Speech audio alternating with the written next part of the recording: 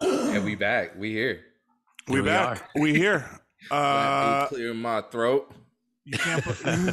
You can't believe it. All three of us are in the same room. The same Zoom room. Yeah. Zoom. This is the 5-on-5 podcast. We're back. It's the boys. I'm one of your hosts, Phenom. Next to me down the street, my man with the plan, Jupiter Williams. Down in the belly of the beast, Mr. Paradise Fever, Mr. Disco on a Sunday. Hey, on a Sunday. On a Sunday. Money, Lopez. Baby. You're not feeling so money, baby. You don't sound so money, baby. This weather, spending that much time outside in Las Vegas will absolutely demolish you. It's so funny because, Neek, we were just talking about the weather too. I was talking to you about the weather, and Colin, I was talking to you about the weather too. We're having completely opposite weathers and opposite experiences on the same day while playing. Yeah, it's so weird. Yeah. We should do a little housekeeping before we get things started. Yeah, let's do it. Yes. Podcast is brought to you by directmusicservice.com and Nuke's Hot Sauce. Promo code FIVEON, FIVE on both those sites will save you some money. For Direct Music Service, that will save you 30% off your first month subscription. Over at Nuke's Hot Sauce, that will give you a nice little promo code to save some bucks on some delicious hot sauce. I have a little bit of a bottle left here. Hey, I got a little bit left too in the fridge. Yeah, it's the best. And it is. I'm not just saying that because it's our podcast, our sponsor, blah, blah, blah. It's fucking delicious. Hey, and then also if you're watching on YouTube, go ahead and hit the like, hit the subscribe, and ding the bell anytime we drop a video to see our beautiful faces. All right, y'all? It's like we never missed a step. We don't. And we weren't gone for that long. We had an episode last week, so I We don't weren't, know. but at the same time, we I haven't been around for a while. I just feel like I haven't seen you guys in a while. Yeah, everyone's been busy, so that's a good complaint now that everyone is busy working. Everyone has full schedules. Travis posted his schedule. He's working every single day of the month. Every day. I can't. Neek's got Paradise Fever at 2 spots now, which is pulling him from both ends, from head and tail, from top to tail, from brim to bottom, From the rooter to the tutor, from Stilo brims to the apple bottom, from the window to the wall.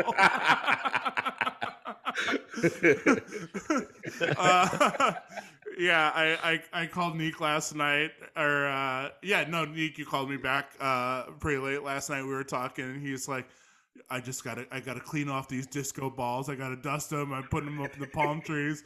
I'm running sound for my event. I'm doing this. What's going on out there? It's a fucking wreck, dude. It was insane. Like, it's just a fucking wreck. I don't want to speak too much on it, but like,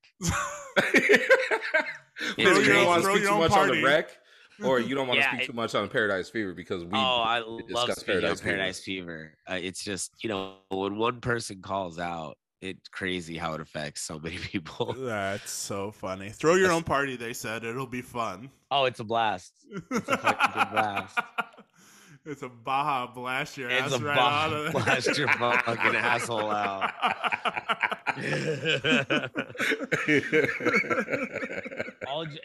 Overall, it was a fucking huge success. Everybody had a blast. It was a really good turnout, which is, I don't know. I always say it's a surprise, and I'm getting to the point where I'm just confident that it's going to go well, which is a great place to be. But when like my personal friends have I had a lot of bailouts because just plans, the universe didn't align. In Vegas, the weekend after a holiday weekend is our holiday weekend. So everybody takes off and goes on their trips the following weekend. So all my friends in town, like all my industry friends, were all out of town. And that makes for like a big chunk of like my in-house crowd, but we still pulled like a pretty solid crowd, which is incredible every time. No, you did. Yeah, you really did. It looked great. And it was a really fun party. you got to meet Show You Sucks partner as well, which is awesome. Yes, friend Full of spectrum. the friend of the show. Shout out. Yeah, dude, that was crazy. She was on the record with her friends while I was playing there, and she was like, "Where are you playing tomorrow?" And I was like, "Well, I'm off." I was like, "But I am having a party on Sunday. Get my Instagram, and I'll send you all the details." And then I pressed it. I hit her up the next day. I was like, "Hey, here's that flyer I told you about." And they showed up, and I didn't even know that was Show's girl until like the next day, like the day before. Yeah, Saturday. When I followed up, I saw her Instagram. I was like, "Oh, that's Show." So shout out to them. That's awesome. Yeah, I love that. Love when a dance party comes full circle, full spectrum, Full spectrum. Full spectrum. The full spectrum of life. No, it's it's been good, man. Everybody's been booked and busy, which is about all we can ask for right now, with gas prices being $7, $8, $9, $12. Dude, Travis, your car is in. You're looking for a new car, right? Looking for a new one. Yeah. Looking for a new ride. Man, I need How's that if anybody is listening on the pod that has a Tesla that they just want to give to the boy. Oh yeah, of course. Yeah. Let me That'd know. be great. Yeah. Let me know. Colin, who's your people over at There's a couple people that have been Club emailing Cannons. me saying, "Can we give Travis a Tesla?" Club Cannons. Hit up Club Cannons. Yeah. Hit him up. Yeah. I know he has a Tesla just chilling. Yeah. Chilling on a charger somewhere. Yeah, people have been asking me, "Hey, can we please give Travis his Tesla?" And I said, "I don't know if it's time yet." Yeah, you keep telling him no for some reason. I don't know if he wants it. I don't know if it's time for him to have a Tesla. Hey, you know what it is time for? The boy made it. The boy made the change. Oh. What the fuck am I looking at right now? Oh, they're Crocs, bro. Oh. What are you, Crocs. a chef? So comfortable, Neek. Are those more comfortable than your Wallabies?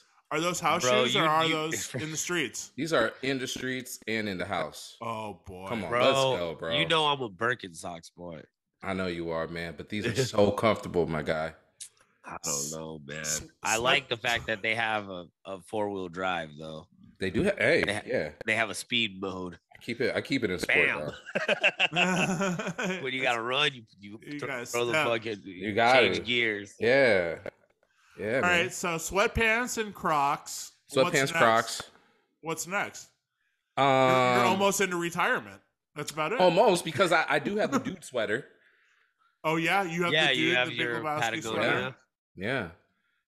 Or you could go sweatpants. Or no, the Pendleton. I'm sorry. The Pendleton. Yeah, the Pendleton. Sweatpants, Crocs, face tattoo, Post Malone. Smart. Speaking of Posty, he just dropped an album. Boring.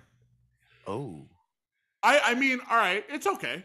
It's So then I don't listen for me, whenever I hear a boring album, i.e. Post, i.e. Drake, his last album, I'm always thinking that there is a label discrepancy going on with the label and the artist is just trying to put some shit out. But Post doesn't need to put an album out. For Post. Post doesn't need to put an album out, though. You guys feel like... Well, yeah, like, I'm sure he's, like, contractually obligated to put out an album. Right. Like, I'm sure his record deal requires him to make a certain number of albums, like most contracts do. Yeah. It's not like they're just, like, freestyling out here, just drop an album willy-nilly. What was the single from that album? The one with The Weeknd? That's going to be the single? I don't know. I don't know. I don't even think the label pushed it that hard. Do you guys feel like it's boring because we're DJs and we're not hearing a song that we would play at work? I think, and also because I just don't. Okay, since it's raining outside, I'm listening to Post in the car. Right. God, once it starts getting sunny out there, I'm not going to be listening to this album in the car. Yeah. No, I feel that. Yeah. I feel like this should. all these albums are dropping at weird times. Yeah, right. Where you're like, this is not a Post Malone summer album. Like, you know, Right. Right. I mean, maybe backyard chilling, like background noise, but barbecue kind of thing. I guess you're right. Like when an album drops in the summer, you expect high energy. Like, Yep. you're You not need summer music. Is it like sing songy, like slow? It's kind of chill. depressing. It's chill. It's chill. It's chill. Give me a joint. Give me a joint and a glass of wine. And you're chilling. But you're not hitting the club with this one. You're not listening to this on the way to the club. I mean, you're gonna listen to like 3 songs off of that, right? You're gonna listen to Cooped Up. You're gonna listen to the one with The Weeknd, and you're gonna listen to Doja Cat. Yeah. In the club. Are those getting played in the club? Yeah, I hear the song with The Weeknd get played every now and then. The Doja Cat song is too new, and Cooped Up is. I just don't think it's worked yet. I don't think the label hasn't even pushed Cooped Up. Yeah, it probably isn't even officially a single. I mean, that's 3 solid songs then, which is like I said, we're waiting to hear the Doja Cat. I'm waiting to hear more of that out. Okay. You know what I mean? So yeah. But yeah, you're right though. You're right. 3 songs from an album. I mean, I can work 3 songs from an album easily. Yeah, and if they work, then that's a success to me. True. True. The issue is, but with an artist like Post, for me, I want to listen to everything in the entirety, in its complete, and how he structures the album, because that's what I like about his last album. I liked how he structured every song. I just don't want I don't want to put like Migos expectations on an artist like Post Malone. Like where you get a Migos album and fucking, I don't know, 15 out of the 20 songs you're playing in the club. Right. Like that shouldn't be the measurement we use. That shouldn't be the unit of measurement we use. Right. The unit of measurement I use is how much I go back to the album. Right. Right. So like if it's boring, it's boring. Like you just personally don't care for it like that. That's a fair assessment. Yeah, if it's boring, like how it is boring to me, I'm not like going back and like, yo, I want to listen to this album when I'm going here. Nah. What's the most recent release that you guys have revisited quite a bit? Kendrick. LMI. Kendrick. Okay, Nick, you went back to Kendrick a lot. I went to Kendrick, like I listened to that album probably like 4, maybe 5 times already. Is it LMA? Yeah. LMA. I've been going back to her. But I would listen to that. Yeah. Yeah, I've just been going back to that because I like mustard on R&B beats. Pusha T. Pusha T. I need my homie Drew just went down to his concert in San Diego, and that shit looked lit. Setlist looks good. I saw he does Mercy for the encore. Oh yeah, who posted the set list? That was Swerve, right? Yeah, Swerve One posted that set list. Yeah, shout out, Lewis. Yeah, no, that's it looks good. I mean, I would love to see a Pusha T show. I've seen clips before. I would love to see puts on a show. Yeah, puts on a show, and then it's like you go to his show and you're like, oh, okay, yeah, it's a Push show, but then you don't realize how many dope hits. Like, you know that Push got hits. Right. But when he's up there, he's just doing the hits, like featured hits too, you know? Yeah. Like, oh shit, I forgot that he was on this track. I think he did Runaway at some point, which is insanely cool. Right. I would love to see that live. Yeah, Push is a good one to revisit. I've been listening to, I've kind of been all over the place, really. I've been listening to a lot more electro, and I've been revisiting like a lot of old dubstep, like Summertime 2011, feels. Like summer shit. As far as rap, I like Vince Staples too. Yes, that's an album that I've been going back to lately. I'm gonna be completely honest with you guys. You saw it coming from a mile away. Harry's House is that's another album. Repeat for me. That album is phenomenal. I talked about Did I talk about this last episode? No, I don't know. I don't remember. Or was that with you, Nick? Because I was like, yo, Might it's have a just really been with me. good It's a pop one-on-one, album. Yeah, one-on-one that was chat. one-on-one. That was one-on-one? Okay. A I one-on-one was gonna Harry's laugh talk. because we're all. I don't. It's so funny that we're all like into Harry Styles right now. It's great. He's the modern day Elton John. He's the modern day David Bowie. Yeah. Yeah. He has made it into my DJ sets. I close out every night with As It Was now. Oh, nice. Good work. Yeah. I'm in. Yeah. I'm in. He's cool. Yeah. And he's in the MCU too. Let's go. Okay. Yeah. Wait, who did he play? Fam, Star Fox. Oh yeah. Okay. Yeah, he's cool. Yeah. Cool. Eternals at the end of Eternals. I forgot he was at the end of that was Harry Styles. Yeah, because that was before I got into Harry Styles. So everybody was like, "Yeah, Harry Styles." I was like, Now I get it. Yeah. I'll go on record again and say we were wrong, and we made that right in not being full in on Harry Styles. Oh, I've been full in on Harry Styles since One Direction, my guy. I can see. Oh, he's a One Direction guy. Yeah, yeah. I've been a big fan of Harry Styles because I saw him as Justin Timberlake in that. Okay. I fucked with him purely on a style tip. Mm-hmm. Well, I'm saying going back to our Grammy episode with Club Mesh, Watermelon Sugar. Watermelon Sugar. I wasn't in, but in good fashion of pop music, over time, it beats you down, and you're in. And we've talked about this in several episodes. I don't remember my stance back then on that song, but I do love Watermelon Sugar. Yeah, it's a great pop song, man. He is making some great pop music. Yeah. He's funny, dude. Like, because his music is like just very funny phrases, like music for a sushi restaurant. Yeah. Watermelon Sugar, like it's just a lot of food I don't know talk. why. A lot of food talk. Yeah. Well, it's just like Push, right? Push has a lot of metaphors for cocaine. Harry Styles has a lot of metaphors for sex. Yeah. It's very, but they come across as like bubblegum, like exactly. Dr. Seuss books. Yeah. He's clever. We all know what Watermelon Sugar really is, right? It took me forever to figure it out. I just thought he was talking about a delicious beverage. I took it very innocently. Nick was like, God damn, this fool really likes watermelon. I love watermelon juice. Do it. I would like one of those, please.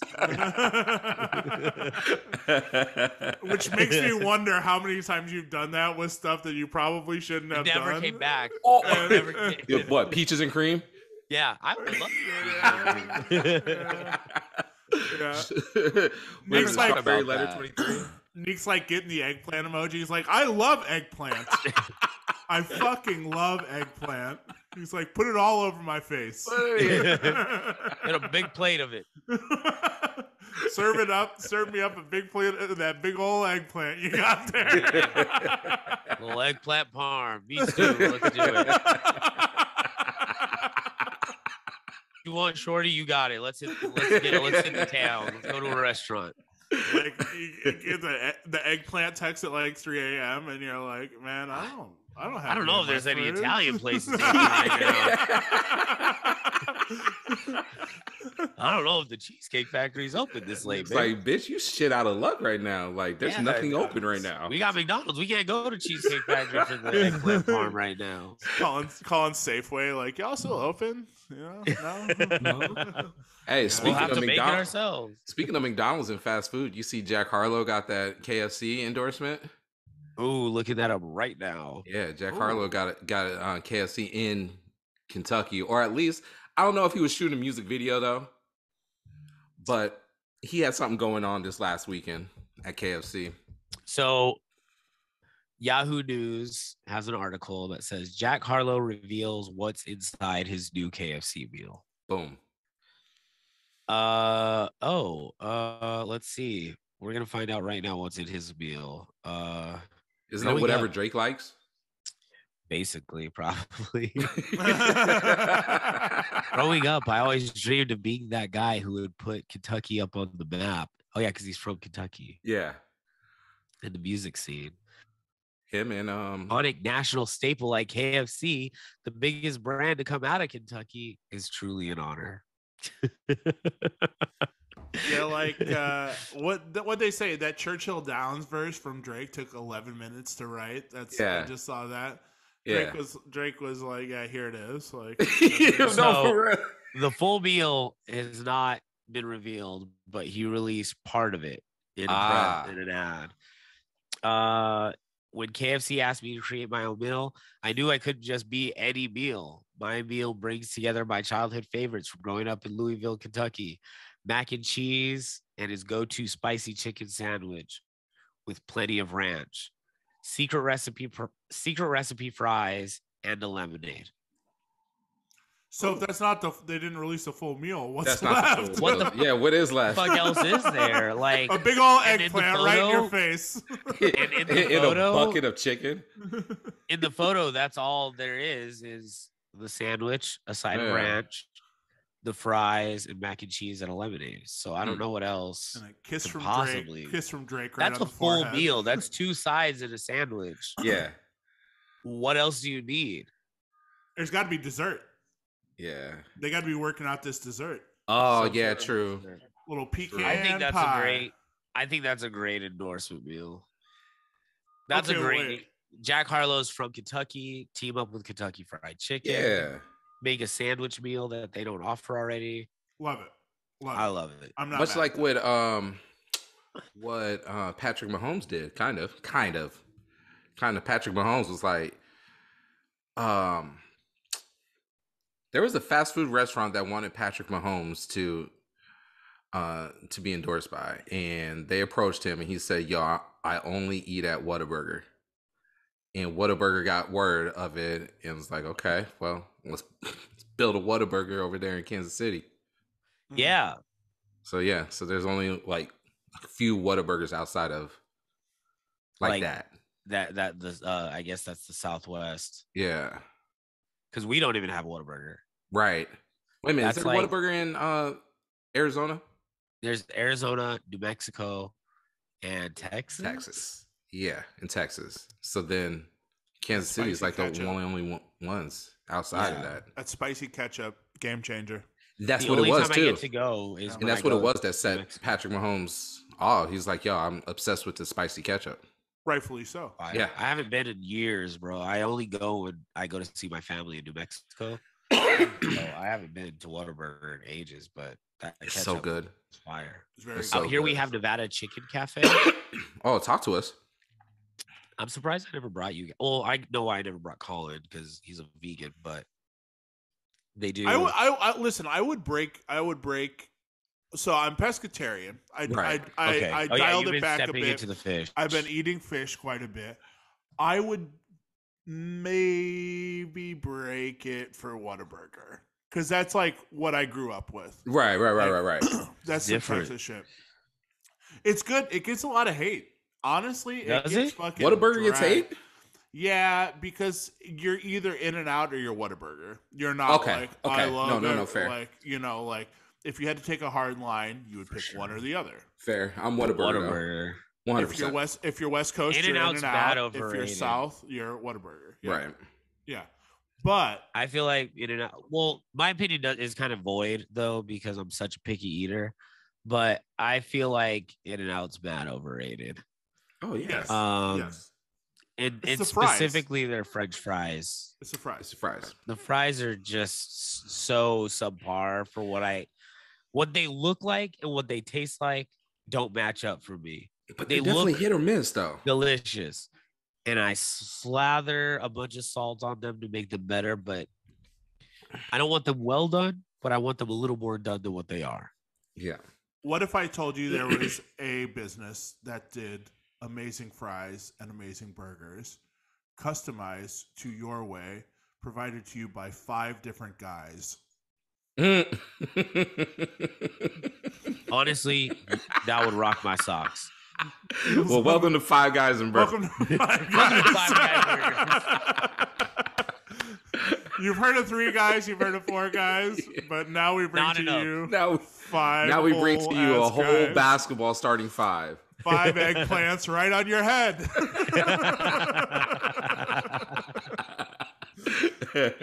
I will say this: Cajun fries from Five Guys shits on every French fry. Shits on it. And they present it to you the best way, right? By giving you a truckload. They put it in a cup, and then they put the cup in a bag, and then they put more in the cup. Yeah, like it overflowed. Yeah. For no reason, too. I didn't ask for extra fries, no, but here it is. Yeah, thank you. Because the overflow fries are the best fries. It's just like when you get a bag. The bag fries. Bag fries are better than the fries in the container. I don't know what the science is behind it. It just is.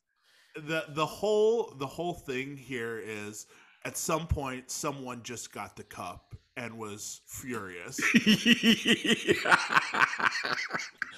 And they were like, listen, I paid $5 for this. I got this dinky cup of fries. This is not going to fly. And they took it back, and the guy was like, I got your fries for you. And started scooping them in the bag for the guy. And the person behind him goes, I want what he got. And they're like, shit.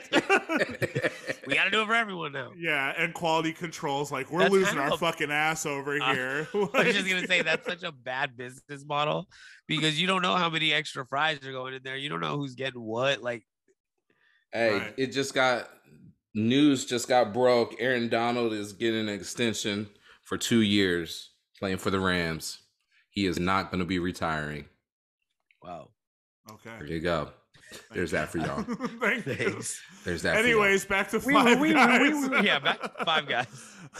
Someone at some point was furious about that. I like their burgers. I like their fries. How do they rate against Shake Shack? Shake Shack. Five Guys is better than Shake Shack. Well, okay. You go to Five Guys when you have a big ass appetite, though. Yes. Yeah. Because their burgers are so much bigger than Shake Shack. Who's got the hot dog from Five Guys? Have you gotten a hot dog from Five Guys? You never have? You know who I fuck with heavy, and they're actually like been closing down. I'm really sad about it. Is Smashburger. Smashburger. Oh, is that not? Maybe that's just a Vegas thing. Smashburger was fire, dog. I don't know why. I had Smashburger? Colin, have you taken me to Smashburger? That I don't know. Like one of the food carts? Isn't it one of the food carts? Probably not the same one. Oh. Okay. I want to see if there's still any Smashburgers out here. Smash. That's what I'm thinking of. Yeah, that's right. They were fire, dog. And the thing about Smashburger is totally customizable. So a Smashburger is obviously when you take the hunk of beef and you press it against the griddle. Just like Steak and Shake. Yes. Mm-hmm. Just like Steak and Shake. There's not a lot of Smashburgers out here anymore, it looks like. There used to be a lot more, but they're still open, which is great. But choose your cheese. They have like 5 different cheeses, your toppings. They have like 3 different kinds of fries. They're fire, man. Like they don't get enough love. I would say straight up, and I don't know if people from Las Vegas would agree with me, but Smashburger over In-N-Out every time. Huh. And they got hella shakes too. Hella shakes. a lot of things will go above In-N-Out for me though. I agree. So I want to talk about these shakes though, real quick. What do they have that? All sorts of assortments. Wait a minute, how are their shakes made? Are their shakes made with ice cream or powder? I assume with ice cream. I'm not really sure. I feel like I've seen a sign that says real ice cream in there, but I can neither deny nor confirm that. I feel like I would know if it was a powder because you would get like a McDonald's type consistency. Right. And they have the thing where you gotta like, well, I guess if you have powder, you gotta use those anyway. You gotta use that too. I don't know. I'm not sure. I don't want to deny. I don't want to confirm nor deny. But I was saying about Nevada Chicken Cafe, it's like chicken and ribs, essentially. But they have a blueberry barbecue sauce. Ooh, let's go. Colin, let's go. I'm in. You can buy it by the bottle, too. You can just buy the sauce. I'm in. I might, we might have to try this on Thursday, pal. Yeah. I want to give this a little sneak a sample of this because we love our condiments. We do. Love a condiment. We love our condiments here. Really do. Chick-fil-A sauce is probably one of my all-time favorites, bro. I'm sorry. A bottle of Chick-fil-A Polly sauce in my fridge. Okay, I fuck with Polly sauce too. But I do want to talk about Chick-fil-A. Happy let's Pride talk. Month, by the way, guys. Happy Pride Month, yes. Happy Pride Month. Chick-fil-A made a Pride post. Oh, weird. Weird. Like the notoriously homophobic stop donating to LGBTQIA plus communities. But there's only like just a few people that were doing it that were up at the top. Yeah, so nobody was really doing it. That sucks. But they're that it's the face of the company that, because I know obviously the entire company represent doesn't feel that way. Yeah. But it's just a few people at the top that are like that because they're the Mormon owners? Yeah, and board members, top board members. So yeah, so stupid. Closed on Sundays. And closed on Sundays. Still closed on Sundays, but to see them make like a rainbow post on Twitter was like, what the hell's going on? I don't know, man. I feel so weird about these like companies doing performative shit, like gay shit in June, and then performative black shit in February. Right. The shortest month. The shortest month of the year. Yeah, like it's so like it's just fake and absolute marketing. It's just weird to me. And then like Juneteenth's coming up, so we're probably gonna see some shit for that too. Yeah, and that's all fucking corporate bullshit. You know that It's there was a corporate company nothing that bought Juneteenth, that bought the name Juneteenth. Soda. Of course. I hate it here. Of course. It's crazy. It is. While we're on the subject of fucking fast food, I figured you guys get a kick out of Chick-fil-A making a rainbow post. Yeah. Hey. No, you mentioned something earlier, and I definitely want to talk about this. You mentioned pies, and I think we need to do a Mount Rushmore of pies today. Each person gets one pick for what kind of pie. It's Dutch not going to be easy. Oh, you're out of the gate, Dutch apple. I'm out of the gate and out of this competition right now. Scoop on top? Sometimes. Yeah. Sometimes scoop. Sometimes maybe sprinkle some cheese on it. Maybe cut up some cheese. Oh, have you ever had that? I don't like cheese those on people. I don't like those people. That's weird. Sometimes you do that a little bit and get the sweet and salty a little bit. So, but Dutch apple, I'm obsessed with Dutch apple pies. That's just what I grew up on. Dutch or crumble? Well, isn't that the same thing? The Dutch is like the laced, right? Yeah. No, Dutch is the crumble. Okay. Oh. With the crumbles on it. Okay, I'm in on that. Yeah. I like that with whipped cream, and the whipped cream melts. See, I do that. Yep. You do that or do ice a nice cream little, is good. Ice cream is good. Vanilla bean ice cream. I am a French vanilla, not vanilla bean. Okay. I do both. I prefer vanilla ice cream over chocolate ice cream. So if vanilla bean just tastes like cold milk to me. Fair. That's fair. I do fuck with French vanilla. I'm a French vanilla creamer too. Yeah. I mean, I don't fuck with creamer, but yeah, when I do French vanilla. I do oat milk creamer. Sick. When I do creamer on a drip. Nick, only on a drip. I was gonna say apple pie, but since he said apple pie, I'm going to go with pumpkin. Oh, okay. Pumpkin. Seasonal. Yes. Seasonal. I love the Thanksgiving. It's very Starbucks of you, pie. Nick. Yeah. Pumpkin spice poppy. Yeah. Okay. Yeah. I'm in on that. I'm in on that. All day. Did they have the ice cream on the side? They had the ice cream on the side. A little scoop. Mm-hmm. A dollop. Colin, what are you? Ice cream on the side or ice cream on top of the pie? Probably on top because you're going to take that bite and you want it all together. Yeah. Mm-hmm. But I respect the side. It just melts though. Yeah. And it's like I would rather have it melt into the pie than and not be cereal. Yeah. You're like, That's a great point. because it's always on a plate. Yeah. And it's like you don't want all that soupiness on a plate. Right. You're right. walking around if you're somewhere like. If you're gonna serve your pie a la mode, it should be in some sort of a bowl, like Right. or something with a rim. Yes. Because Essentially, yes. But if you're a crust person where you want that bite of the crust, that's where the bowl, it's got to be some sort of big bowl, maybe. It's got to be like a plate with a rim. Yeah. Yeah. I like that. Yeah. I like that. Serve it in a wok. There you go. Exactly. That's wide. It gives me a handle. That is wide. That's very wide, but yeah. Yeah. It gives me a handle. I can carry the wok around and eat pie. Only one slice in the wok. I'll look completely normal. No one would ever second guess. No. Like, yeah.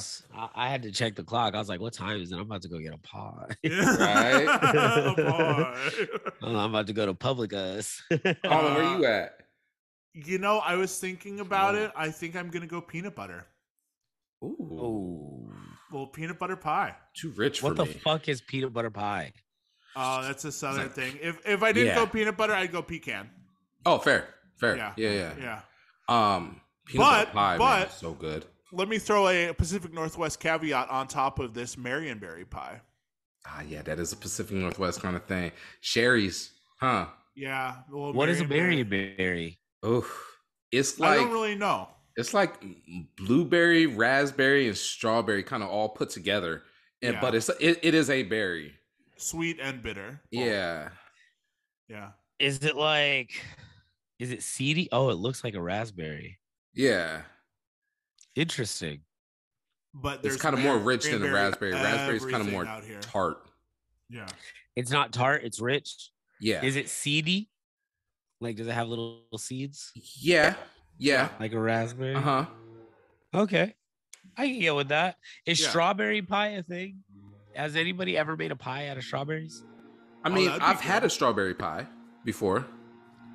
Like I've had like a scoop of ice cream on top. Pie. Yeah. I never had like a straight up pie filled with strawberries though. Strawberry cream pie? Yes. Mm-hmm. Yeah, no, strawberry pie, I've had that before. I'm gonna double down on pecan pie. I said peanut butter. Peanut butter is kind of specific, so pecan pie is more accessible. Fair. You remember when I tried to make that pecan pie? Oh man. Actually, it's farmers market season again. We should go get some more of those pecans. I'm not gonna fuck with that again, man. You guys gonna try it again? I'm not gonna do that again, man. Did you embarrass yourself? That messed up my whole pie, man. Travis spent $25 on pecans. Very nice pecans, not many. Fresh, very fresh too. And made this pie, and I was on the edge of my seat, ready to have a bite. Same. And he hyped it through the roof. I'm making it. Here we go. Same. And it came out just looking like a disaster. Looking like a black brick. Oh no! Damn. And I was reading the directions again, and I was like, what did I do wrong? I don't know. I still don't know what I did wrong. I still have no clue what I did wrong with that. And I think it might have been the pecans. Yeah.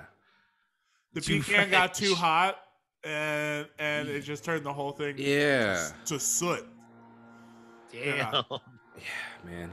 Yeah, I don't know, man. I was so disappointed with that, bro. Never again. I'm not going to try that again. Yeah, I was on the edge of my seat for that one. Oh, we both were, bro. I was too.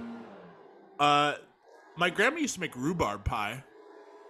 Okay, I've never had rhubarb pie. I've had a rhubarb pie. Yeah, that's a shout out. Not many people know what rhubarb looks like either. I don't think I know what a rhubarb looks like. I don't either, to be honest with you. Yeah. Is it like a jelly? She used to grow rhubarb. I'll show you. Rhubarb. It's like a stalk. Yeah, it's like celery. Oh. Yeah. Interesting. It's bitter. It's definitely bitter. I don't know if rhubarb's really a thing anymore. Yeah. That's a rhubarb pie? This is just what came up on my Google search. Rhubarb strawberry Gillette. I don't know. I know to say don't knock it unless you try it, but I'm knocking the way that out looks. So the rhubarb pie I had was like it bites. If I'd have known it was like a celery, I probably wouldn't have ate it. Yeah, it's like yeah. What does it taste like? It's a little bitter. It's good to like. I think I had a rhubarb in a drink. I don't think I've had a rhubarb pie. Yeah, like this. Okay. That's crazy. That's almost the exact image. That looks like a ham meat pie because of the color. Yeah, and it's like stringy. Yeah, it looks like ham and salami and bacon. Pie. Ham pie. That's a pasty. Yeah, a pasty. Whoever's outside is just fucking. Oh man, I got HOA right outside of my window doing blowing landscaping. Dust. I said feathers. Blowing feathers leaves. Everywhere. Yeah, basically. Blowing the feathers everywhere. And the windows are closed too. Yeah. It's like they're right at my window doing all of it. Do you guys get allergies? Like, does I that have set allergies off your allergies? right now. Yeah. Since it's been raining so much, I blew past. I only had allergies that one time, Colin. Yeah. That I missed, and I hit you up, and I had taken Benadryl. Yeah. I only had it that one time, but usually I have allergies in May, and it lasts for 2.5, 3 weeks. And since it's raining so much, no. I'm allergic to Benadryl. Yeah. You're allergic to Benadryl. How does that work? I'm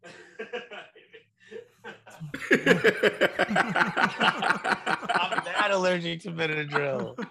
What is that? I don't know what the active ingredient is, and actually, this is some DJ shit too. Benadryl and Sudafed and Dayquil all have a common ingredient in it. I think it's like it's the same shit that's in red wine too. I think it's the sulfate. Oh, makes me mad itchy. It makes me so itchy. And the other day I was congested like I am today with allergies. So I had to stop before a gig at like the little like convenience store in the casino and like look for like some sort of like decongestion or something. And I found Dayquil. So I was like, fuck it, I'll just take Dayquil. Literally 5 minutes before the gig starts, allergic reaction starts kicking in. I'm like, fuck, I didn't know Dayquil had this. So I was at Best Friend just like for 30 minutes. Oh, this was on Sunday. Yeah. Oh shit. Did you turn into like Hitch when Hitch had the big? I don't swell up. I just get itchy. Like my hair gets itchy. I hate that when your scalp gets itchy. Yes. Oh, that's the worst. I just, for 30 minutes, I was just like, get through it, and then it passed because I was about to go get like a. It looked like you were getting through it when you was doing your Benadryl, but something, yeah. Looked like you got through it when you hit that.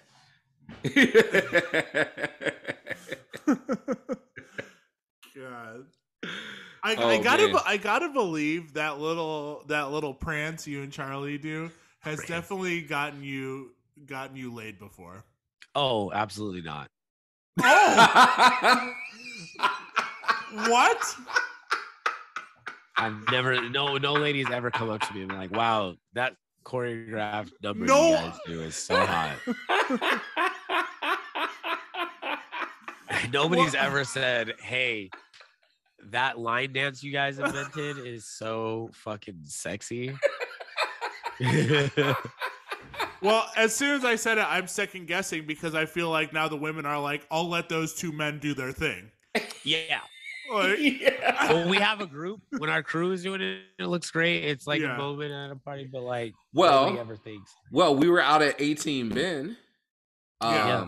And you and the crew were doing it, and there was a whole bunch of ladies watching y'all. They all scream and squeal like, "Oh yeah!" Like, but I don't think anybody ever is like. I think you should, at the end of that, you should incorporate the next step to go around the room and say "How you doing" to each person. How you doing? Wait a minute, are you? Yeah, I guess we gotta evaluate the room after. Have you guys ever added steps to that? No. Oh, might have to. What would the next step even be? It is very easy to learn. I know it it. Just repeats. I know how to do it. Hey, hey, hey, Yeah. hey. Yeah. Who came up with that? You or Charlie? Ooh, good question. The crew was doing it before I even got in. Oh, so that's like a crew dance. So that's like a Kappa shoulder shimmy. Yeah, huh? that's our little Sin City flavor thing. That's our crew thing. That's your little fraternity crew. Okay. Yeah. Yeah, you guys are like the Qs. Woo. Yeah. Woo. Yeah. Shout out to all my black fraternities and black sorority girls, fellas out there. I thought for sure that dance would have gotten you some positive attention. Nothing. Some watermelon sugar. I mean, some watermelon sugar. It's because you're not doing it to that song. If you just go out there and just do the dance to Watermelon Sugar. We do it to Love Come Down. Anytime Love Come Down or what's another one? Feel For You. Those Wait a minute, which version of Love Come Down? The New York version? The New York boom bap version? No, not the Jit version. Love comes So I'm going to make a motion then. Next time you do it to It's Raining Men and start looking around the room and give people a little bit more intention with this. Yeah, that'll work. I had to do it in my mind. I was like, is that fast enough? Totally. Oh, yeah. It's totally fast enough. I mean, we can do it to Sandstorm if you want. If you don't like It's Raining Men. It's really fast. Nick's like, my phone is blowing up right now. Sandstorm was the best idea. It's lighting up. That did it. God. No, I love that. And silly me for thinking that people would throw you some looks on that. But no, it's just entertaining for 5 seconds. And for 5 men, for 5 guys. For 5 guys. Hey, speaking of Paradise Fever, who'd you have playing again? Oh, shout out to Funky Reuben.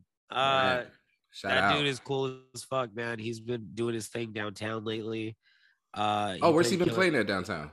Park on Fremont. He opened for Moon Boots at Disco Pussy. Hell yeah. I think he filled in for me last week at We All Scream. Okay. He's been making his rounds. Good work. And he's solid. He brought his whole family. So his mom, his aunties, his uncles, like his whole family came through the Paradise Fever yesterday. It was the sweetest thing. Oh, so it was a backyard barbecue. It really was. There was at least 4 electric slides. Oh, amazing. You know, it's funny. You can tell I wasn't raised by black people because I still don't know the choreography to the electric slide. It's electric. Really? Nick, it's so easy. Dog, like your dance move that you do with Charlie is harder than the electric slide. I be scooping when I should be stepping. I'm facing the wrong direction. I'm stepping too many times when they're already coming back. Hey, hot take question here. Hot take question. Sorry to interrupt you, Nick, before we go back to Paradise Fever. But is country line dancing? Did they steal the electric slide? I don't know what came first, but a line dance is a line dance. Yeah. A line dance is basically the electric slide, though. Electric slide is a line dance. Yeah. Okay. So country line dancing. The umbrella term is line. Is different line dances. Like the cha-cha slide is a line dance. Cha-cha slide is basically the electric slide, though. Yeah. Well, with very specific directions. If you wanna you can't do the electric. You can't do the cha-cha slide without the song. Okay, right. Like a weirdo, right? But you could do the electric slide. But you can do the electric slide to everything. Yeah, that's the thing. That's why the electric slide is like the king of line dance. So did the electric slide come first? Was the electric slide the chicken or the egg? Electric slide's like 80s, right? It's electric. Yes. Yeah. You know what? The electric slide song sucks. It's worse. The worst. It's worse. Frankie Beverly is a better option. Yeah, it's funny. Black people are just like, yeah, we're just gonna forget about this song. We're just gonna use this song instead. We're gonna dance to Luther. We're gonna dance to Earth, Wind, and Fire. We're gonna dance to Maze. Until I Let Go is a way better song than the electric slide. You guys just unlocked a memory for me. Uh-oh. I remember Being at an all-black party, you being the only school, white guy doing the electric slide? No. Elementary school and middle school, they always played the electric slide. In PE. In PE? Yes. Why? Was this some government-funded operation? Oh, neat. Everybody needs to know number the crunch slide that before they become an adult. Neat, number crunch that to see if the electric slide had anything to do with the government, because I feel like that was all tied into all that, like dare, say no, all that. Yeah, like recorders. Like when you guys were running laps, you guys had laps around the gym. They were playing electric slide. Yes. No one can electric slide when you're running laps around the gym. This is some subliminal messaging. Who sings the electric slide even? Oh, I know. Well, I just found some very interesting. Let's go. A quick Google search says, why was the electric slide created? Back in 1976, Neville Money Whaler Livingston wrote a catchy song called Electric Boogie for his childhood buddy. Then choreography Silver created the electric slide, a 22-step dance to the song that incorporated grapevines and a series of forwards and backwards steps. Grapevines is the slice to the left, slice to the right, where you step behind and then step over. Right, That's called right. grapevine. Okay. And the electric slide became popular in the 80s.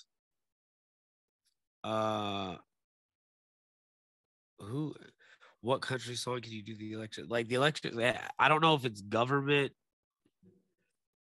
This is so strange. Yeah. But I searched why is the electric slide taught in school?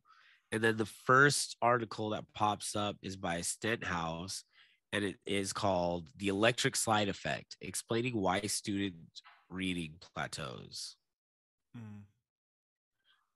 Traditional, like, and how learning to read is like learning the dance. Travis, you went to middle school and elementary school in the Midwest? Yes. Neek, you heard it in your school too? In Vegas. Yes. Hey. Yeah. Did you guys have to do the electric slide in elementary school? Like during PE?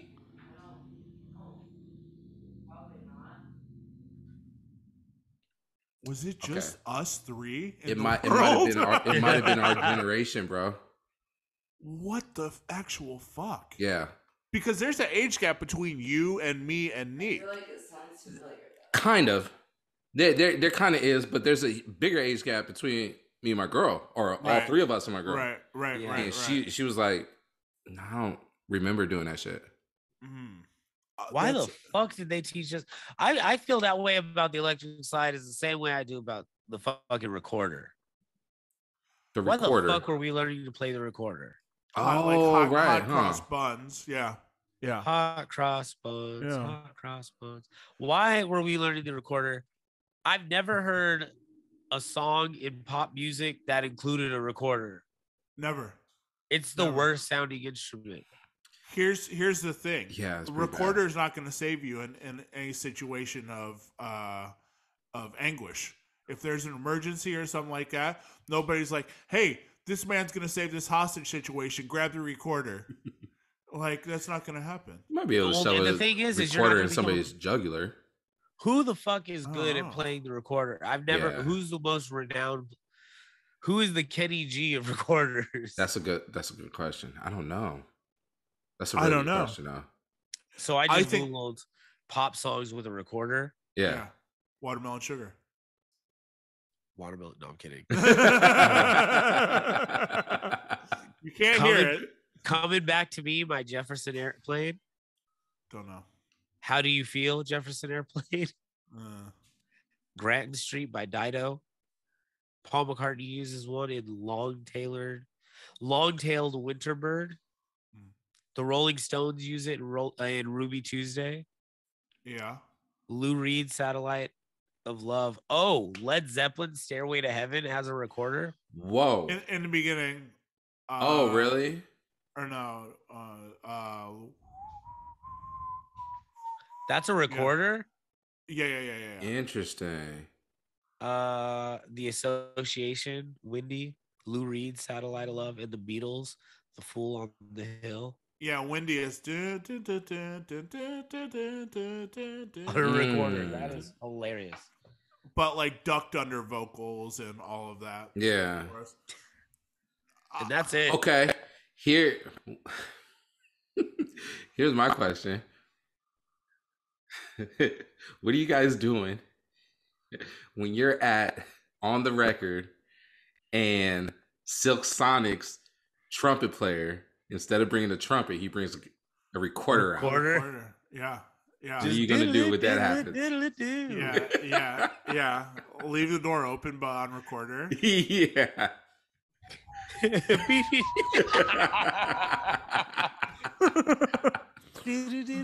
On a recorder. Oh my god! Stop.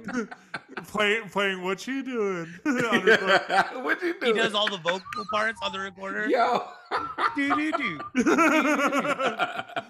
not even doing melodies, doing the vocal. Recorder's got like what, 4 notes and some in between notes when you like put your fingers on. So it's like.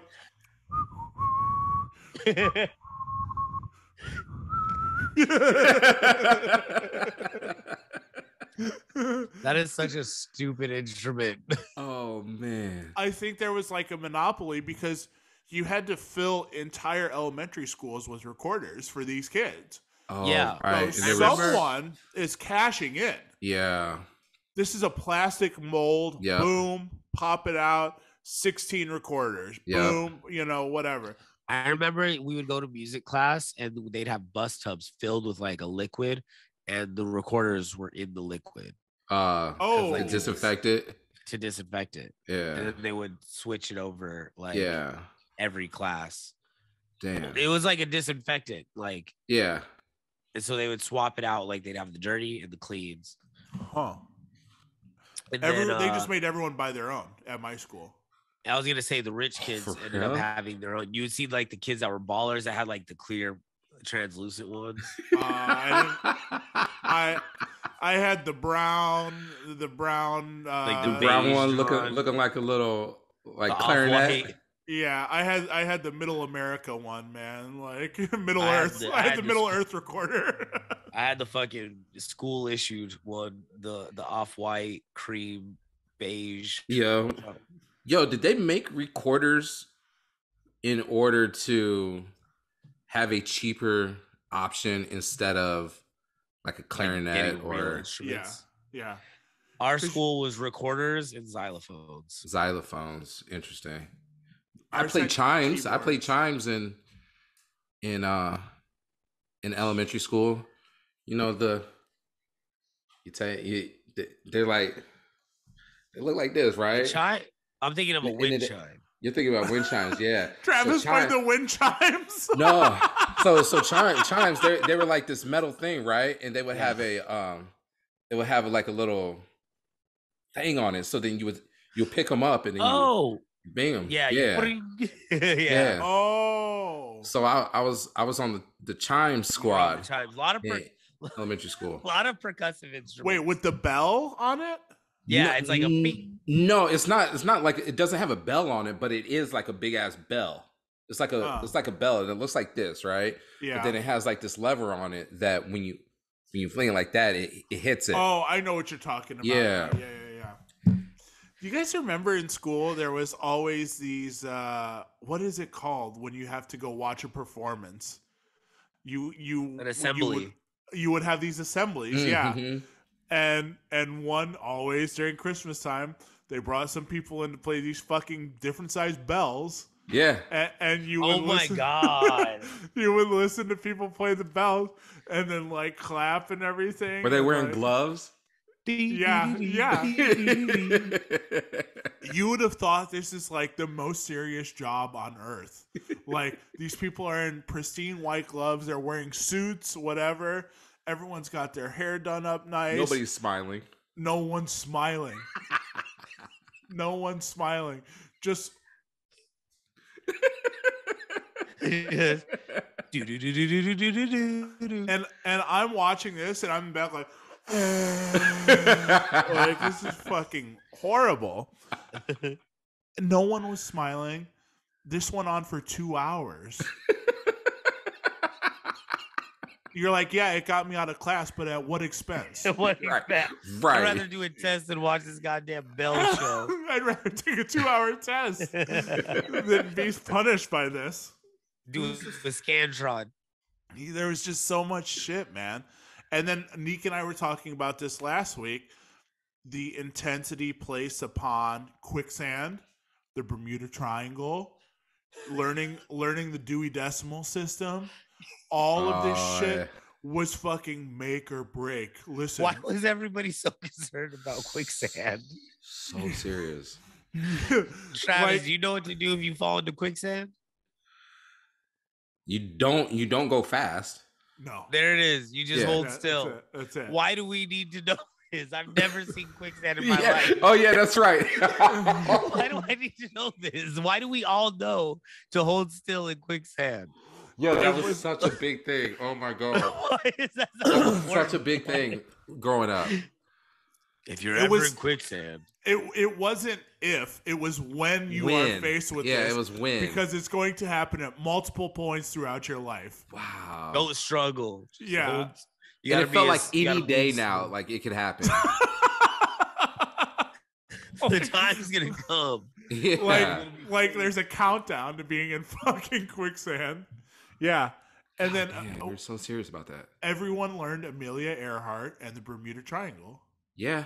Yeah. No, if you're going on a trip, be careful. Yeah, be careful. Yeah, especially if you're going East Coast, if you're going down to like the Bahamas or something, just be super careful. You don't want to fly over the Bermuda Triangle. You're gonna disappear. You're not coming back. God, it was so serious. I've never been on a plane and I knew about the fucking Bermuda Triangle. Right. What was it to you? All right. What did it appear as to you? Like, if my plane happens to go through there, I'm done for. Yeah. Yeah. It was just a black hole. We were done. It wasn't like it was going to be a plane crash. It was never a plane crash. It was like you just disappear. You're just done. That's it. Well, and then the other day I was thinking about that plane that just disappeared, that Korean Airlines plane. Where was it? and no one just talked about that ever. They were just like, a plane disappeared. Wait a minute. That's crazy. Didn't that plane show up? No way. Did it? Didn't they just find pieces of that plane or something? Did they really? Oh, maybe I'm tripping. Maybe I'm thinking about a different plane. Neek, number crunch this. I got to know. I might be thinking about a different plane, to be honest with you. Essentially a full plane. Right. I think it was like, I don't even know what airline. I think it was a Korean airline. Mm-hmm. Yep. Disappeared. Mm. And everyone just kind of, for the first couple, like a week or two, they were like, this is kind of where we saw them. This is in 1987? No, 2010s maybe. Holy shit. Yeah, this was in the last decade, or just about the last decade. That's crazy. This has happened with a Korean air. Like, okay, here we go. No, that's different. Yeah, I found something in the 80s where maybe crew... Malaysian. Yeah. Let me see. Oh, the Malaysian flight. Yeah. Yes. Yeah, they still haven't found that shit yet. It was the Malaysian flight, Neek. Look that up. 2014, yeah. Yeah. Malaysia Airlines Flight 370 was an international passenger flight operated by Malaysia Airlines that disappeared on the 8th of March, 2014. Mm-hmm. Weird way to put that, by the way. 8th of March. Just very, March very 8th. European. Very European. Don't be so mysterious about the date. Right. While flying from Kuala Lumpur International Airlines in Malaysia, it was planned to its planned destination, Beijing Airport. Oh. Survivors, 0 presumed. Some debris found. That's what it was. Okay. Bermuda Triangle. Yep. Or are they the time travelers? Oh shit! Not again. Oh, Come on, How you man. know? I don't. 239 people. 239 people on this flight. Gone. Basically, they last communicated with it 38 minutes after it took off over the South China Sea. Going over the sea is a crapshoot, as is. A crap.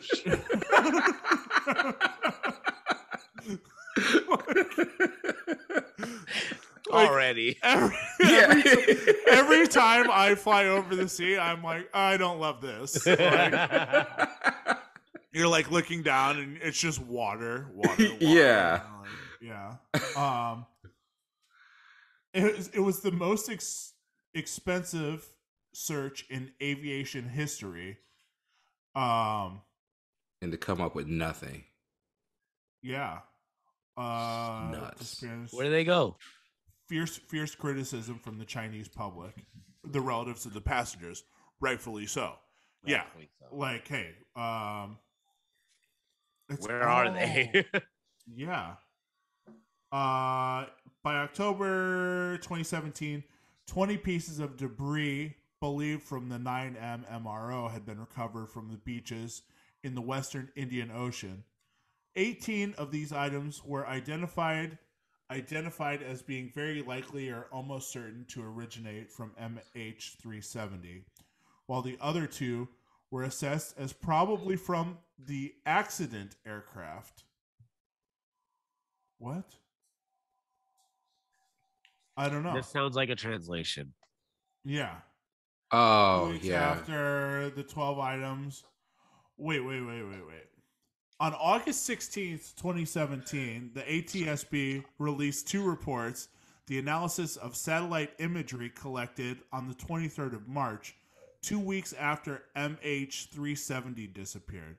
So there's satellite imagery above the ocean, which is interesting. Okay. Like going on at all times. And they said the 12 objects in the ocean were probably man-made. Okay. So probably from the plane. That's crazy. Yeah. That's very confusing. This is very... They found a damaged suitcase that might be linked to Flight 370. It's crazy to me that a whole flight goes down. That's all they found. Right. That's what I'm saying. Chinese water bottle and an Indonesian cleaning product were also found in the same area.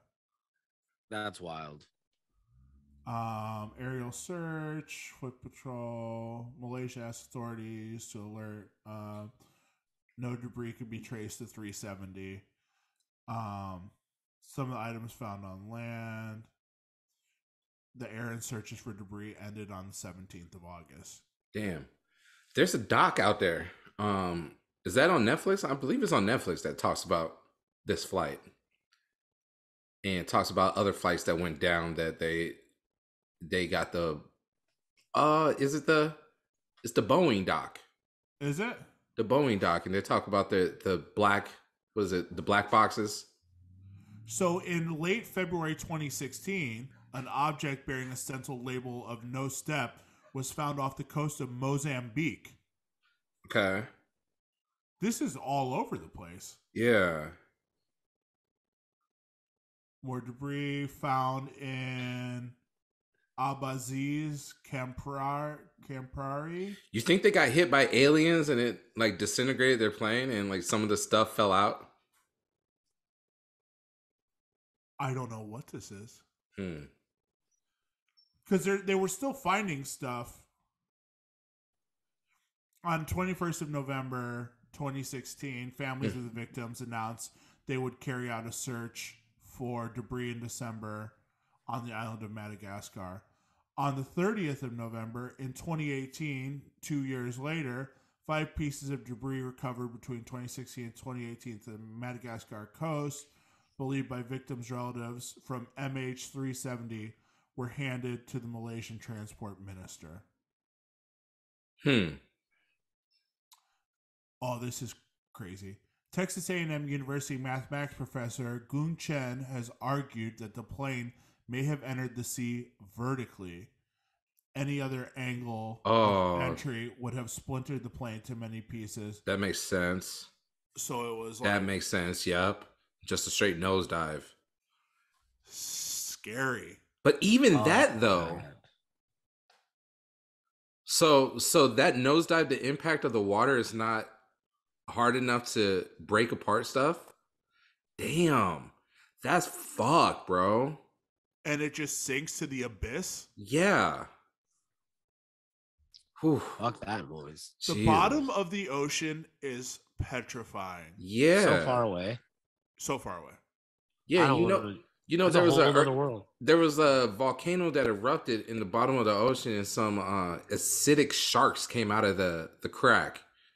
Fam, yeah, Acidic sharks. acidic sharks, Acidic sharks. So like bottom dwelling sharks.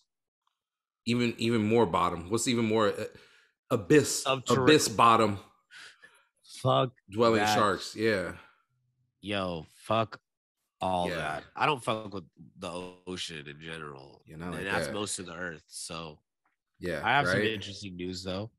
Go on. And I'm curious to get your guys' opinion on it. Rock and Roll Hall of Fame inductions. Let's talk about it.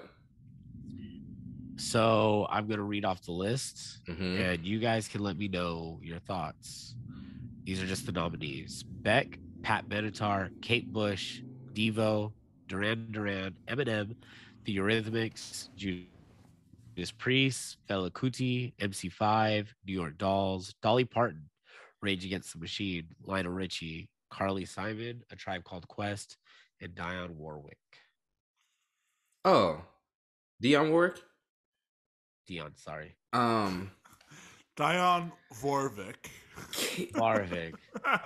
Kate Bush is having a great summer. I mean, she'll be headlining Coachella next year. 100%. It's happening. 100%. This is ridiculous. A lot of these people have been nominated multiple times. Oh, So like Lionel. Dolly doesn't want it. Dolly said that's what I was gonna no say. thanks. Dolly doesn't want it. Yeah. What do you mean she doesn't want it? She came out and made an announcement like, "Thank you, very nice, but give it to somebody that is rock and roll." And so that's the conversation I wanted to have with you guys: is that the Rock and Roll Hall of Fame.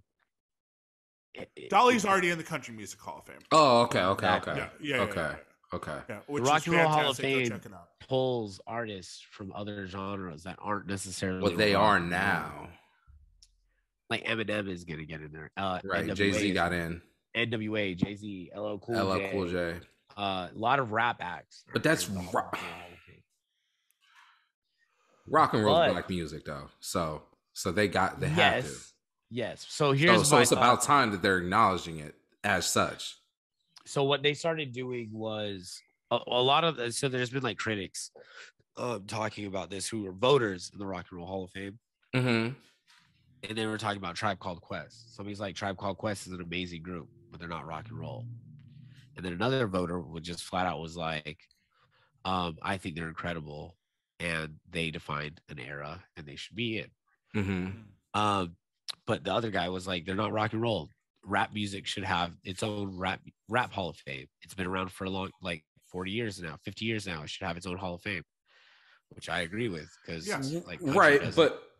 but it's still But it- still in the infancy of hip hop though. 50 years, yes, 100%. I feel like we're finally at a point where we could start that.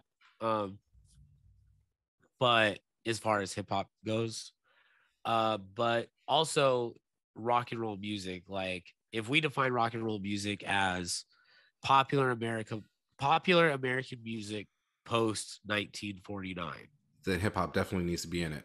everything falls into that. Yeah. R&B, because R&B came from rock and roll. Right. Like, because this is post 1949, so like blues, bluegrass, all that stuff's Mhm. beforehand. Mm-hmm. After rock and roll in the 50s comes R&B, comes doo-wop, You comes look good. country western, which is like Dolly and all that stuff. Come here. I'm not in it. So like that changes things. So I think if we look at rock and roll as just pop music in general, that should, take that. I agree, and I also agree with the the notion that rap should have its own Hall of Fame. Yeah. I think it would be discrediting rap by not giving it its own Hall of Fame. Neek, number crunch this real quick. I'm sorry to step on. Were you done, Colin? Sorry. No, I'm good. Neek, number crunch this real quick to see if the Basketball Hall of Fame came before the College Hall of Fame. Okay. Because that's basically what we're talking about right now, right? Yeah. The Basketball Hall of Fame was founded in 1959.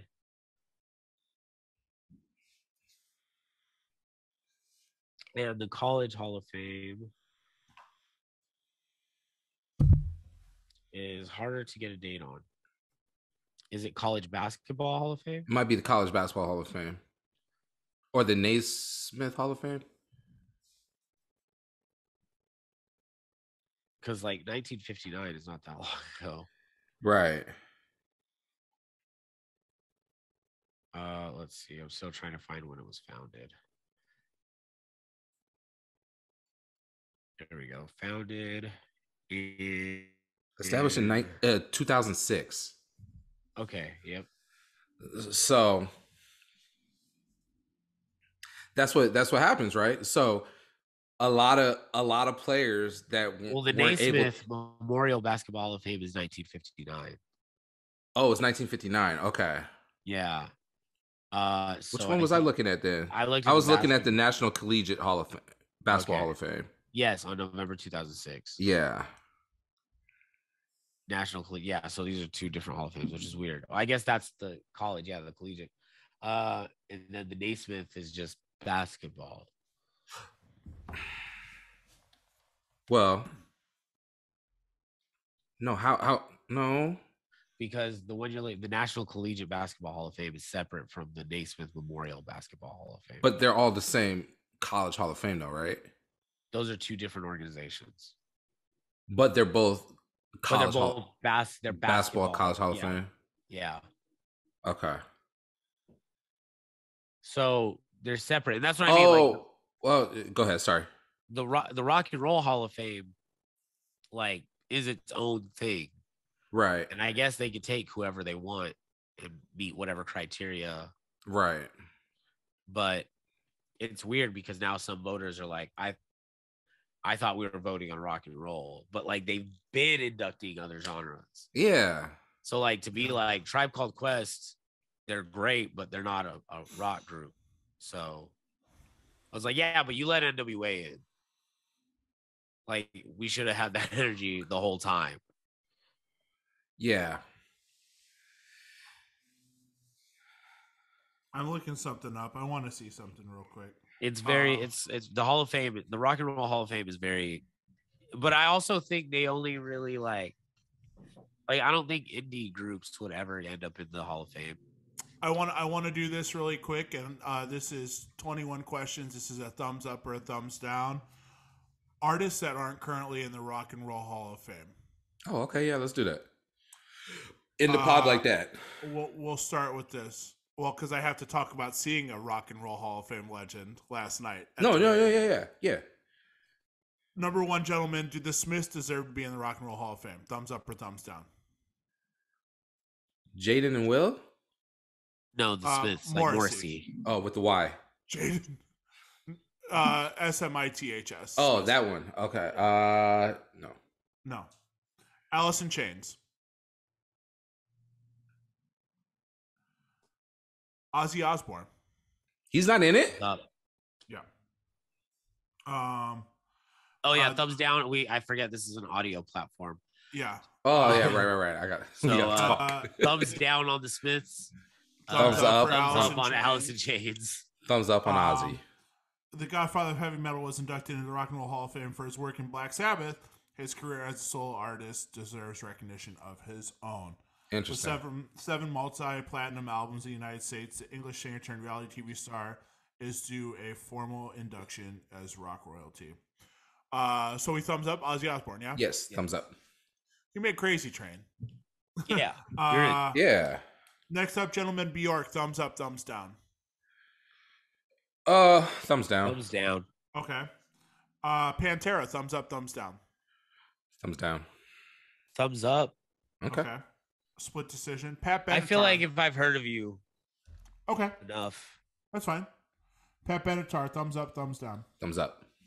Thumbs up. Surprised she's not in it. Thumbs up. George Michael, thumbs up, thumbs down. Oh, thumbs up. Two thumbs up. Connie Francis. This is someone no one's gonna. We won't know. With hits like "Stupid Cupid" and "Everybody's Somebody's Fool." Connie Francis set the stage for future male pop stars like Madonna, who was inducted in 2000. Yeah. So Godfather shit. Big thing that there's a documentary about it. The Go-Go's. Oh, thumbs up. Let's go. I'm with him. Neek. I don't know. Yeah. Wait a minute. I might backtrack that one because they're kind of one-hit wonders. Yeah, they didn't have that longevity though. I like them because they're fun. One-hit wonders. Don't say that. They got heat. They got heat. I like the They didn't have that longevity. I just don't know like how impactful they are. We got The Beat, Vacation, yeah. Head Over Heels. Where can I go? Like, yeah. That's fine. It can be a thumbs down. I'm going thumbs down. I like their music more than I like Pantera. Okay, so then give them a thumbs up. I'm gonna give them a thumbs up. I advise both you guys to go watch the Go-Go's documentary. It fucking rips. No, 100%. Awesome. B-52s.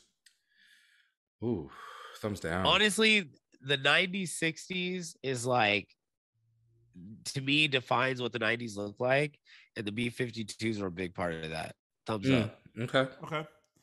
Todd Rundgren. Hello, it's me. Hello, it's a yes for me. Yeah. Well, no for me. Okay. Jan and Dean. Surf City. No for me. Fuck it. Thumbs up. I've heard of them. Rage Against the Machine. Thumbs up. Who's on this year? Yeah. Thumbs up. Pixies. Thumbs up. Thumbs up. I guess. I guess. Yeah. Thumbs up. Who cares? Iron Maiden. Go ahead. Thumbs up. Iron Maiden. Thumbs up. Motorhead. Thumbs up. Yeah, thumbs up. Sonic Youth. I don't even know any Sonic Youth like that. Sideways thumb. I know people fuck with them. Thumbs up. Devo. Thumbs up. Fuck yeah. Up. I don't know if they're as important to the genre, but I fucking love Devo. So yeah, thumbs up. Snoop. Up. Surprised he's not in it, but it has to make sense.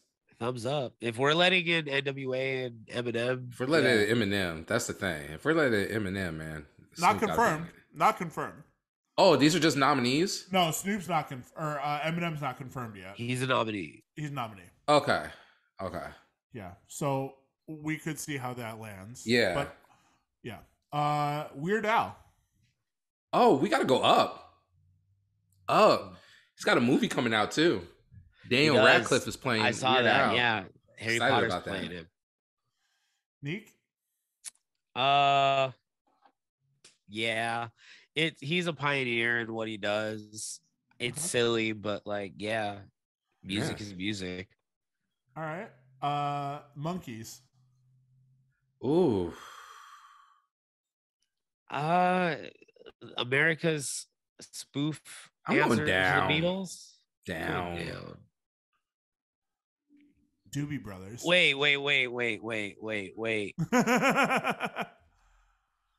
Are you putting them in because they had a TV show?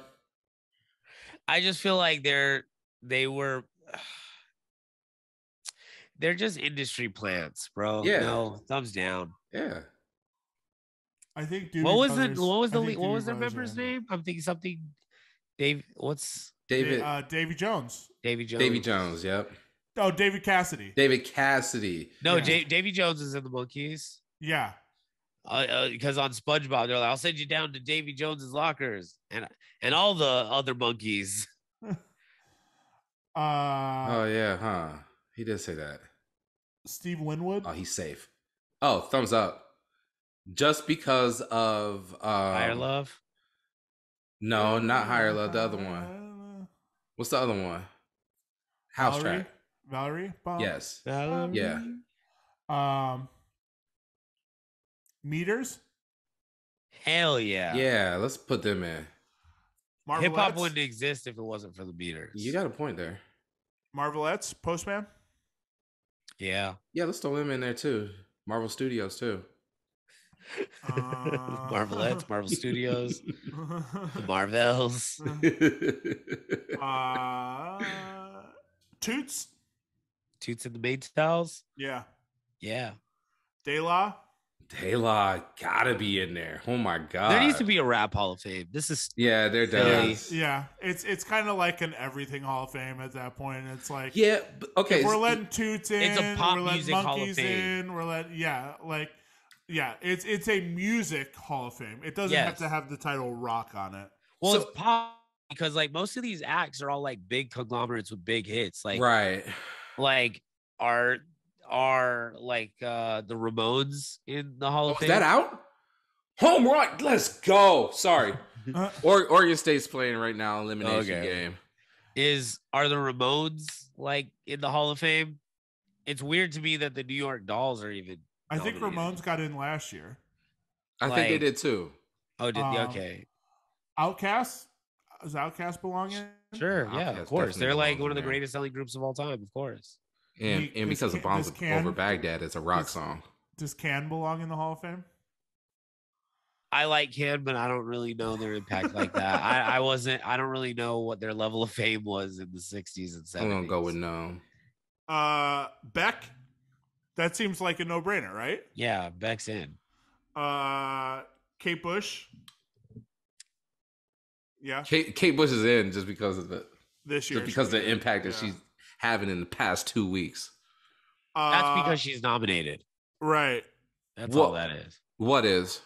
She's a nominee this year. No. Well, in Stranger Things 4. I feel like it's all tied. It's based. Oh, you think that they okay? Fair enough. Big campaign push. Fair enough. That's fair. That's interesting. Oh, I want to think of. Oh man, what Stranger Things is label? Like Eminem has got nominated this year, and he's doing something with the Minions. He's on like the Minions soundtrack. Oh yeah, but he was on that Groot soundtrack too, though. The Groot soundtrack. Yeah, so it's all. Yeah, well, yeah, it's all a campaign. It's all campaign. But damn, I didn't even think about that. Nothing is real. It's all a publicity thing. I didn't even think about that. Damn. Because crap. they definitely played it off in Stranger Things like, oh, this is just a random 1985 song, 1986 remind song. Everyone. Yeah. There's so many good acts that aren't in that should be in before rap. I 100% agree with that. There's a website or somewhere that's like not in the Hall of Fame. Yeah. And it's just people that should be that aren't going that aren't. Like Kraftwerk is not in the Hall of Fame. And that's just like a major snub to like the founders of essentially electronic music. But how much campaigning goes involved in getting into these Hall of Fames though? Yeah, what is the prerequisite? What do you have to do to be nominated? Because I know with getting your star on the Hall of Fame, like you have to pay like $40,000 and do some kind of charity work in order to be fame. Yeah, that's crazy. Like I think the first thing that they ask for is like $40,000 to start off with, and then you start your campaign. Wow. Yeah, I think if you played Woodstock, you should be in the Rock and Roll Hall of Fame. That's absolutely. I like that. Yeah, I like that. DMX needs to be in it. Woodstock 99. Woodstock 99 doesn't. Woodstock 99 doesn't count. No. Travis, you're shooing. Yeah, Travis, you're shooing for DMX's campaign lead here. Oh no, Woodstock. Yeah, here's a Woodstock artist himself, the Dark Man X. That's how I introduce him. Yeah. just wearing the shirt and red overalls. Red overalls, no shirt on. Like, yeah. Tim's. Yeah. This guy out of here. Yeah, flesh of my flesh, blood of my blood. It's an incredible album. He belonged in. Like closing the door. On I just start doing the Lord's Prayer. Our Father. Oh, Father. Like, get this guy out of here. Who art in heaven, hallowed be thy name, thy kingdom. Oh my god. Barking. Get him the fuck out of here. Yeah. The door's They just just push my closing on face, your though. face. The door's closing on your face. You're between the door. While I'm still doing the prayer. Yeah, you're like, y'all gonna make me lose my mind. Just your nose in the door. God, I love it. Great. We'll throw this on the end of it. Last night, I did get to see a rock and roll Hall of Fame legend of all time. Bob Dylan, Bobby D. Bobby D. One of the absolute best to ever do it, I think. And where did you see him at? Eugene, down in Eugene, Oregon, at the Hull Center. Mm-hmm. With the homie DJ Stray. Yeah. Yeah. Neek, solid. did you ever meet Stray? When you came to Portland, you never met Stray? Okay. I don't think Neek's met Stray yet. We'll have to do that. Yeah, homie, phenomenal DJ. Went down early, bought a bunch of records. We can talk about that on another episode since we're wrapping it up. Interesting night. So we'll start by this. I bought tickets on SeatGeek. I bought 2 tickets for an incredible price. And leading into it, I was like, I can't believe these seats. Row G, so 5, 6, 7 rows back, for I think I spent $150 each, which is basically face value. Get to the event, get to the theater, scan the tickets. They say, oh, they came up red. They go, oh, you got to go over to Will Call. And I said, okay. And I walk over to Will Call. You know exactly where this story is going.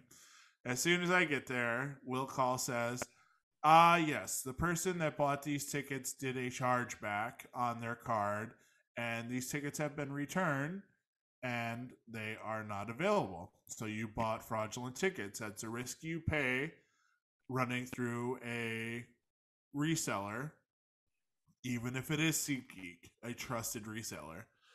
So I'm like, okay, it is 7:30. The show starts at 8 o'clock. So Stray hits up this dude that we were considering buying tickets from before. And this guy says, I have 5th row seats, even closer, for $150 each. I'll be there in like 10 to 15 minutes. 20 minutes goes by, 10 minutes before showtime. Nobody's there. We're kind of sweating.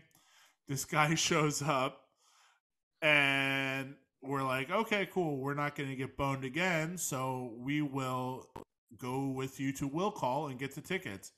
Guy's like our age. He said he's been on all 5 nights of Dylan's tour so far. He is just happy to sell the tickets. And essentially that he was off 2 hits of acid the other night.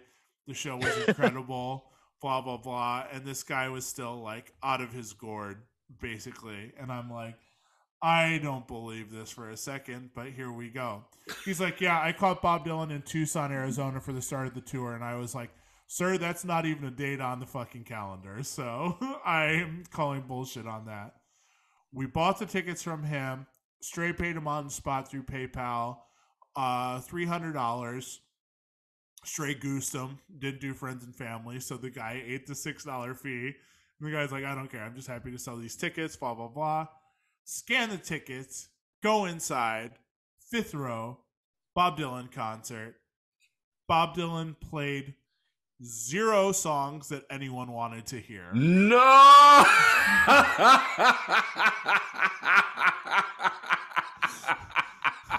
Worst case. Played 10 songs off the new album.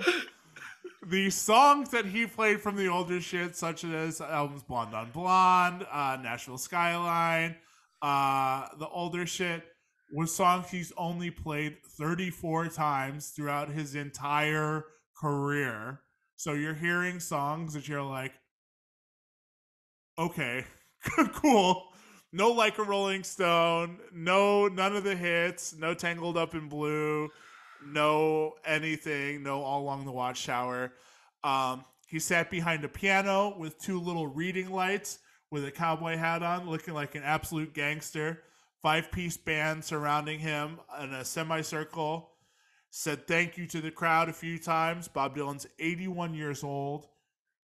Full performance, minimal stops between. His guitar was sitting behind him, waiting for him to play it, which he hasn't done in eons. So maybe at some point during this tour, he will be playing guitar. Wait a minute, was just a spotlight on the guitar? Nope, it's just sitting flat on top of a case. No way. Yeah, wow. ready to go in case he wants it. And he just looks back at it and just winks at it. I see you.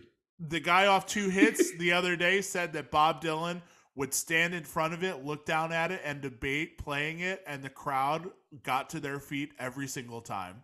No way. Yeah, that they're just like, he's gonna do it. So I'm watching the show, don't recognize any of the fucking songs, but it's Bob Dylan, so what do you care? Incredible seats. On top of the piano is a little box about that thick. I have no idea what's going on. Very last song. Didn't know it was the last song. Bob Dylan picks up a harmonica, looks at his harmonica, and starts playing harmonica. Entire room erupts. Everyone gets on their feet. Worth the price of admission alone. $150 a ticket. No encore. Bob fucking Dylan. That's a showman right there. Incredible. Good work. Good work. Incredible. Good work. He said, I'm giving you guys the B cuts, the C cuts, the D cuts, and then I'm going to hit you with a hit at the end. And then I'm just going to walk off the stage and y'all have a good night. The last song was from a 1980s gospel album he did. That's amazing. Oh, yeah. Yeah. Yep. I know exactly what you're talking about. Of all people. Standing ovation. Like. Yeah. Amazing. Thanks, Bob. Yeah. It's and everyone had their phones locked up in cases. You couldn't. Oh yeah. Yeah. I remember you saying that. Yeah, on Twitter. No phones allowed. That's amazing. All in all, show review.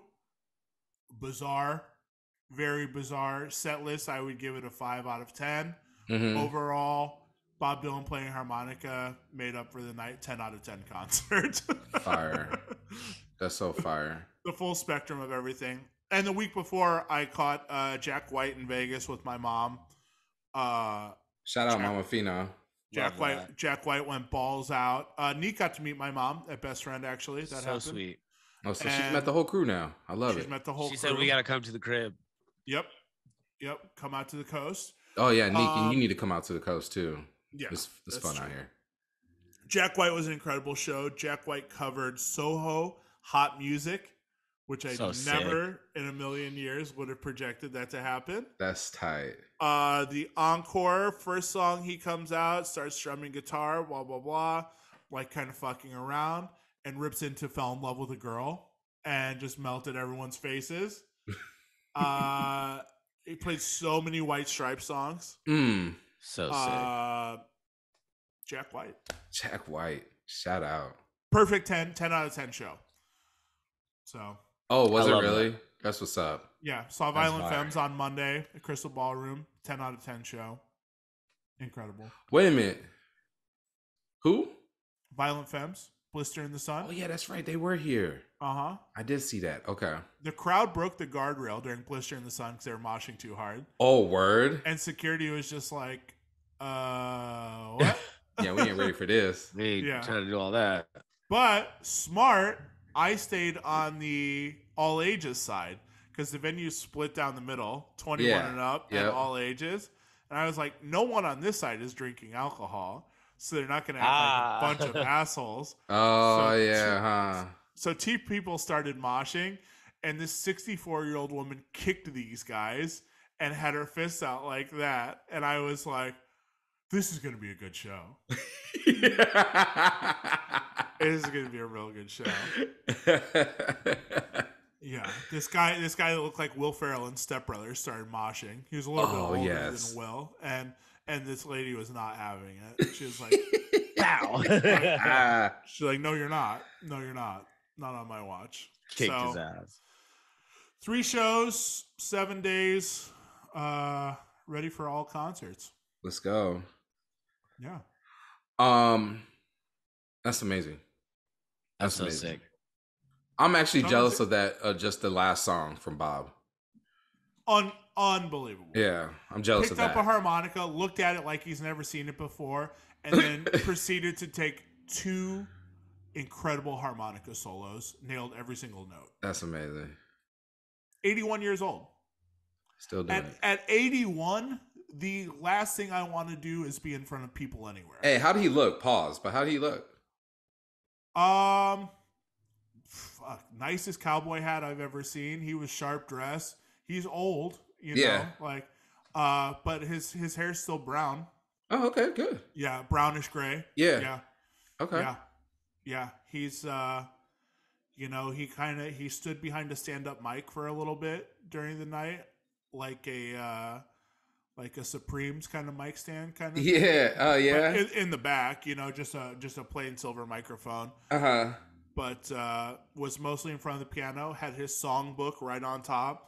Was flipping through pages. And played piano the whole time. Wait a minute. Was he freestyling the set list? No. Same set list. From 2020, beginning of pandemic, up until now. So I have to assume you're going to get the same set list unless he catches a wild hair one of these nights. Right. It was so quiet you could hear a pin drop the whole night. That's amazing. So, if you are in the market to go see Bob Dylan, go in with 0 expectations. Go see Bobby. Go see Bob Dylan. But he's a legend, though, so just go see him. Just you got to see him regardless. Yeah, that's it. Even on a night where he played almost the new album in its entirety, which is the last thing we want to hear from Bob Dylan, it was still an incredible show. Just to be in that room with him, So. Yeah. Oh, amazing. And he covered a Frank Sinatra song. Oh, did he really? Yeah, Melancholy Mood. Oh, that's what's up. Yeah. Well, while we are wrapping this up, what song do we need to add to the playlist? I just added LMA Try. LMA Try. Trying. It's produced by Mustard. Real dope song. It's actually basically the same song as Rowdy Rich, Late at Night. But I just added that one. Neek? So I recently discovered this old band called Sun Bear. They're like a jazz fusion group. The song I'm gonna put on is their logo is tight. Dog, Sun Bear is sick. This group is sick as fuck. This is like, it's like Earth, Wind, and Fire. That's what I was about to say. Their logo looks like an Earth, Wind, and Fire super logo. Like Afro-futurism type shit. I'm gonna go with Let Love Flow for Peace. Okay. From them, but this album is officially on my like hunt list. They are just fucking. Oh, it's like that. They're too fresh. Damn, they only have one album. Yeah. These motherfuckers are bad, bro. This album's crazy. All right, I'm gonna take a listen to that whole album. Get high and listen to that. Oh, say less. I'm adding Chartreuse by Capital Cities. You boys are gonna have to do a little research on that one. Hell yeah! It's a jam burger. We're bringing it back, Neek. Love it. What album is that on? I don't know. It's spelled I cannot find it right. CHARTREUSE. CH what? ER? CHAR. AR. Okay, I got it. Yeah. That's gonna be a little funky. Travis, mute yourself and listen to it real quick. I want to see your initial reaction. For those of you just listening to the podcast, you'll have to go to YouTube to see Travis's visual reaction here from this. It's got the head bob. It's got the big head bob. Yep. Yeah.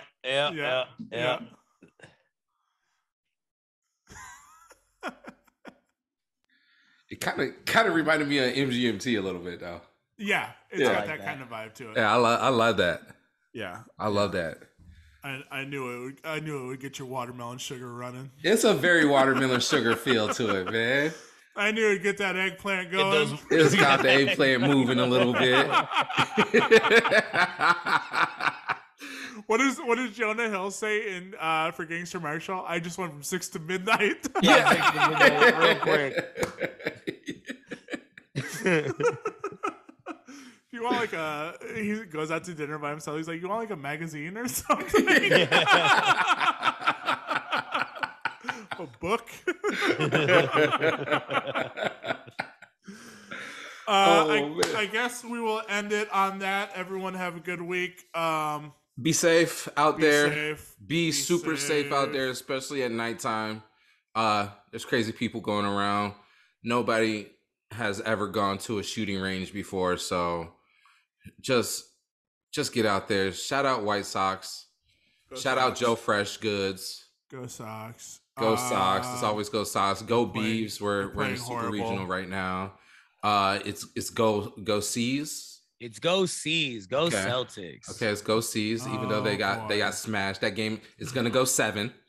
It's gonna go 7. NBA is gonna try to cash out on this. Season 6. Let's go. They're gonna go 7, bro. I'm so tired of going 7. You saw how the game went last night. So tired of going 7. It's going 7. Nick, anything is possible. Anything is possible. That's a Chi-Town and Boston reference. I like that. That's a double dip there. A double whammy. We'll see y'all out there. We'll see you. Peace. Peace.